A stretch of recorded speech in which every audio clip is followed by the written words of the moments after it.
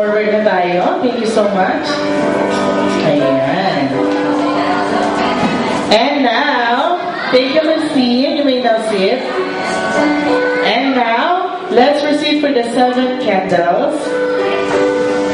Also, the 7 candles symbolize for the lighting and the guiding for the birthday girl, Eliza.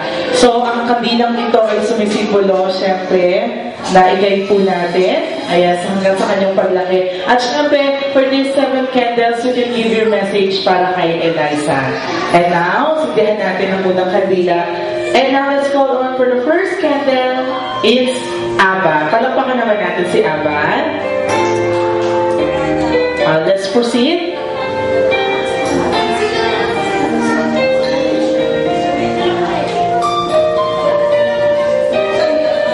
Okay. As you may realize for the first candle. Yes. Okay, get the... Ayan. Okay. And now, syempre, for the second candle, so huwag muna natin i-blow yung candle dahil because Ate Eliza will blow that. And now, for the second candle, let's call on Kate. Palapakan naman natin si Kate. Okay, Kate, get the candle. And what is your message for Eliza? Happy birthday, Eliza. I wish you good health and good grades. Okay, palakpakan naman natin si Kate. Thank you so much, Ate Kate. And now, for the third candle, let's call on Ate Keisha. Okay, Keisha.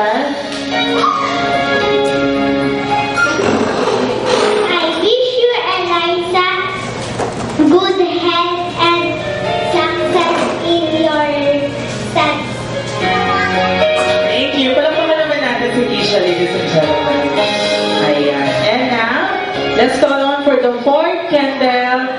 She's no other than... Okay, let's call Kuya Joshua pala. Ayan. Joshua.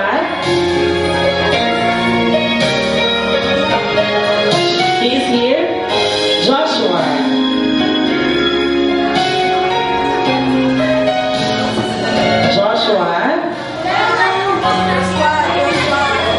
It's Joshua. Okay.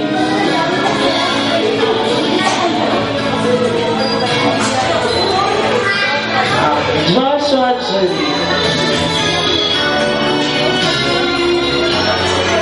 Happy birthday, Eliza. Tapos mo pag-aaral. Thank you. Palakpakan naman natin si Joshua Julie. Move ka dito ng side.